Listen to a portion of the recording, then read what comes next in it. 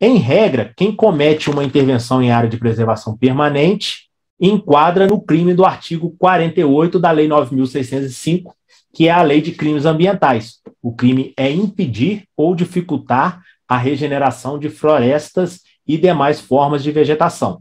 Há algumas controvérsias sobre esse enquadramento, porque alguns doutrinadores entendem, na verdade até a maioria deles, alguns renomados, que para enquadrar no crime de impedir ou dificultar a regeneração, faz-se necessário a existência de uma vegetação anteriormente degradada no local. Por exemplo, existia uma floresta, a pessoa desmatou a floresta estava em processo de regeneração e a pessoa foi lá e bateu aquele processo ou jogou algum herbicida que impediu aquela regeneração. Então, alguns doutrinadores entendem isso. Mas, em regra, quem comete uma intervenção em área de preservação permanente sem a devida autorização dos órgãos ambientais é processado por esse crime aqui de impedir ou dificultar a regeneração de florestas e demais formas de vegetação, enquadrado no artigo 48 da Lei 9.605.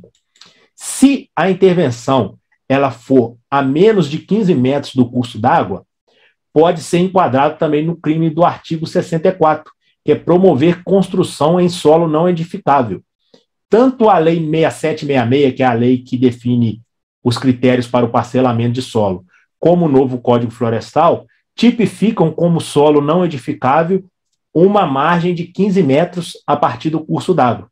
Então, se a pessoa realizou uma intervenção, uma edificação nessa área, ela promoveu uma construção em solo não edificável e enquadra no artigo 64.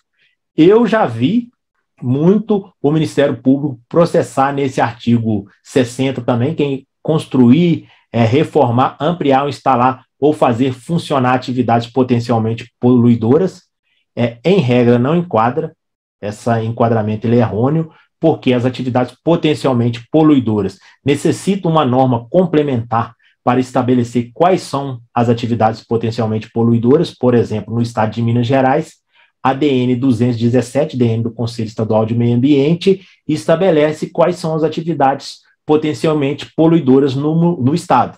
E não estão enquadradas nessas atividades as intervenções em área de preservação permanente. Então, em regra, não enquadra. É muito comum pessoas que realizam uma intervenção em área de preservação permanente, descoberta de vegetação nativa. Por exemplo, a menos de 30 metros do curso d'água, a pessoa vai ali e realiza uma obra. É muito comum a pessoa ser processada na esfera penal pelo crime de desmatar floresta em área de preservação permanente.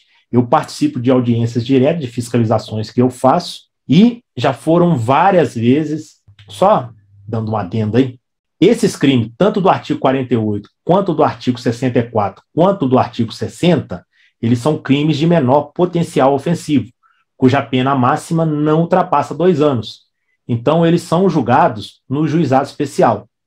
Mas é muito comum eu participar de audiências onde a pessoa realizou uma intervenção na área de preservação permanente, por exemplo, a menos de 30 metros do curso d'água, a pessoa foi ali, construiu uma casa, fez uma obra, uma passagem, uma remoção de terra, entre outras intervenções, e no fórum está sendo processada por desmatar floresta considerada de preservação permanente, crime do artigo 38 da Lei 9.605.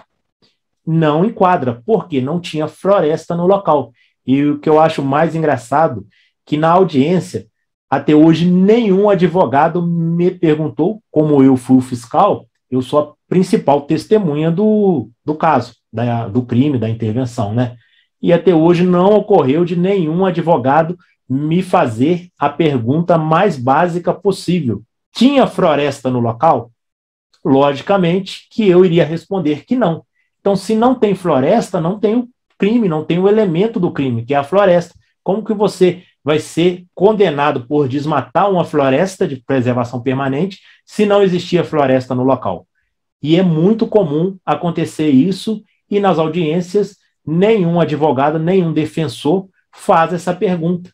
Tem floresta no local? O que demonstra que realmente a área ambiental ela é muito complexa, para você ter um conhecimento aprofundado. Você tem que estudar muito e, mesmo assim, é difícil. Você se depara cada dia com uma situação diferente.